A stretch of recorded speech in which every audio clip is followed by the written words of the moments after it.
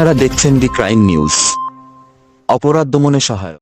আসসালামু আলাইকুম। দি crime news থেকে আমি অভিনন্দন জানাচ্ছি সাদিয়া আক্তার সোনিয়া। পটিয়া ফুলকলি ফ্যাক্টরি বর্জ্যের দুর্গন্ধে অতিষ্ঠ স্থানীয় বাসিন্দা এবং চট্টগ্রাম কক্সবাজার মহাসড়কে সাধারণ যাত্রী। গত 5 আগস্ট শেখ হাসিনা সরকার পরিবর্তন হলে এই এলাকার দুর্গন্ধ থেকে এখনও স্থানীয় বাসিন্দাদের মুক্তি মেলেনি। এই কারখানার অপর পাশে ইউনিয়ন পরিষদ এবং একটি হাই স্কুল রয়েছে। স্কুলের ছাত্রছাত্রীরা দুর্গন্ধে অতিষ্ঠিত হয়ে উঠেছে। নাকে রুমাল দিয়ে এই পথে চলাফেরা করার কারণে শিক্ষার্থীরা বিভিন্ন জটিল রোগে আক্রান্ত হচ্ছে। স্কুল শিক্ষক এবং স্থানীয়রা উপজেলা প্রশাসনের নিকট অভিযোগ দিলে তারা কোনো গৃহীত পদক্ষেপ নিতে গড়িমসি করছে। স্কুল শিক্ষক ও স্থানীয়রা বলেন, অবিলম্বে ফুলকলি কর্তৃপক্ষ কোনো কার্যকরী পদক্ষেপ গ্রহণ না করলে আইনগত ব্যবস্থা সহ কঠোর আন্দোলন করতে বাধ্য হবেন।